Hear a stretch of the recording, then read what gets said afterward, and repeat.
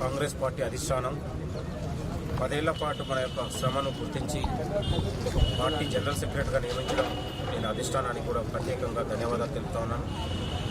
కాంగ్రెస్ ప్రభుత్వం వచ్చిన తర్వాత తెలంగాణలో మొదటగా నిరుద్యోగ యువత భవిష్యత్తు మారింది.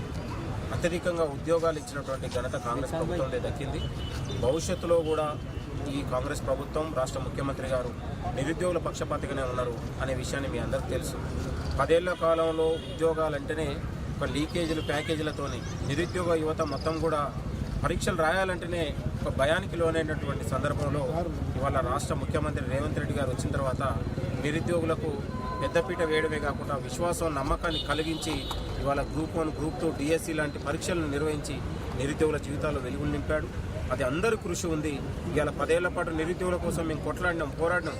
మన రియాజ్ సార్ గారు అనేక వేదికల మీద అనేక పోరాటాలు చేసి ఇవాళ గ్రూప్ 1 లీకేజీలో నిరుద్యోగుల పక్షాన పెద్దన్న పాత్రగా పోయించినటువంటి మన రియాజ్ సార్ గారు ఉన్నారు.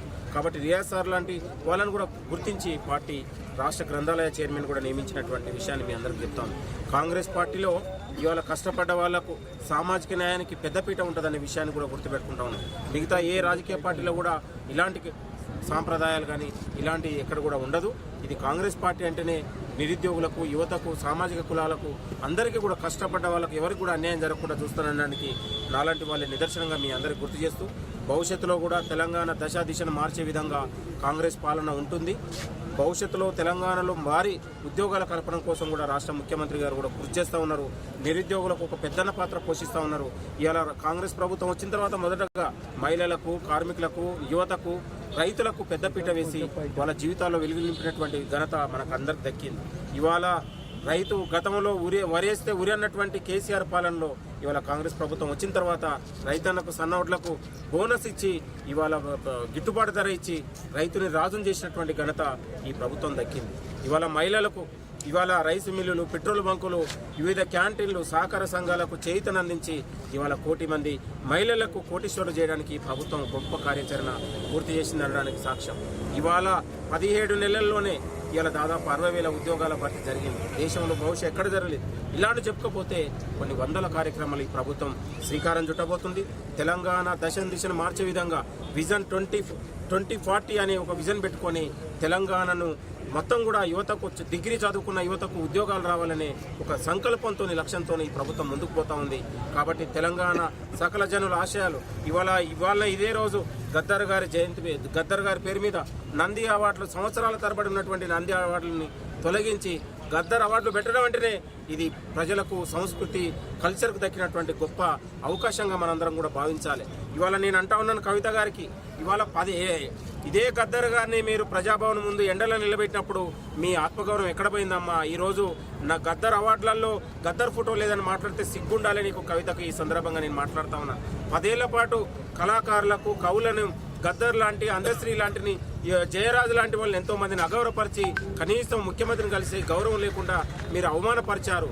కవులు, కళాకారుల పట్ల తెలంగాణ కోసం కొట్లాడినటువంటి తెలంగాణ ఉద్యమకారులు మీరు అవమానిస్తే ఇవాళ కాంగ్రెస్ ప్రభుత్వం వచ్చిన తర్వాత గద్దర్ లాంటి వాళ్ళను, గోరెట్ వెంకయ్య కావచ్చు, లేకపోతే జయరాజ్ కావచ్చు, అందశ్రీ లాంటి వాళ్ళను కూడా గుండెల్లో పెట్టుకొని వాళ్ళ యొక్క చరిత్రను, తెలంగాణ కోసం త్యాగం చేసినటువంటి వాళ్ళ త్యాగాలని ప్రభుత్వం గుర్తించింది కాబట్టి 300 గజాల ఫ్లాట్ ఇచ్చింది. వాళ్ళ జీవితం మొత్తం కూడా తెలంగాణ కోసం సర్వం కొట్లాడారు కాబట్టి వాళ్ళకు ₹1 కోటి బహుమతి ఇచ్చింది అనడానికి ఇలా కాంగ్రెస్ పార్టీకి ప్రభుత్వం అనుకున్నటువంటి నైతికత అనే విషయాన్ని కూడా గుర్తుపెట్టుకుంటా ఉన్నాం. కాంగ్రెస్ పాలన గురించి, ప్రజా ప్రభుత్వం గురించి మాట్లాడే నైతికత కవితకు లేదనే విషయాన్ని కూడా గుర్తు చేస్తా ఉన్నాను. తెలంగాణ ఆత్మగౌరవాన్ని, తెలంగాణ బతుకమ్మని తిహార్ జైల్లో తాకట్టు పెట్టినటువంటి కవిత ఇవాళ గద్దర్ అవార్డుల మీద మాట్లాడితే ప్రజలు నవ్వుకునే పరిస్థితి ఉంటుందని ఈ సందర్భంగా గుర్తు చేస్తా ఉన్నాం. తెలంగాణ పాలన, ముఖ్యమంత్రి రేవంత్ రెడ్డి గారి పాలన ఈ దేశానికి ఆదర్శం అనే విషయాన్ని ఇవాళ నిన్నగాక మొన్న దిగొచ్చినటువంటి కులగణన జరగననే నిదర్శనం అని కూడా ఈ సందర్భంగా గుర్తు చేస్తా ఉన్నాం.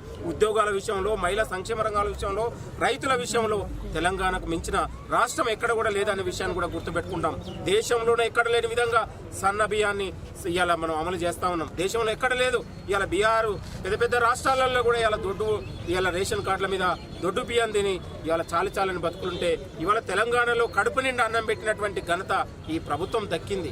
ఇందిరమ్మ ఇండ్లు కావచ్చు, సన్న బియ్యం కావచ్చు, పేదవాడు గతంలో వాడి జీవితాలు పేదవాడిలాగానే ఉంటుండే. ఇవాళ పేదవాడి జీవితాల్లో ఇందిరమ్మ వెలుగును నింపుతా ఉంది.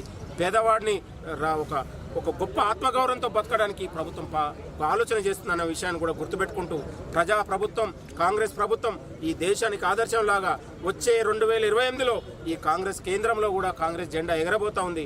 దానికి బడుగు బలైన వర్గాలు మొత్తం కూడా కాంగ్రెస్ జెండా కిందికి వస్తారనడానికి ఇంకో ఆలోచన లేదని కూడా కోరుతూ ఈ ప్రభుత్వం నిరుద్యోగుల ప్రభుత్వం, ఈ ప్రభుత్వం రైతుల ప్రభుత్వం, రైతుల పక్షపాతి ప్రభుత్వం, తెలంగాణ ఉద్యమకారులు, తెలంగాణ సకల జనుల ఆలోచనలను ఇంప్లిమెంట్ చేసే ప్రభుత్వంగా మనం భావించాలని కూడా కోరుతాము. Thank you. చలో పాట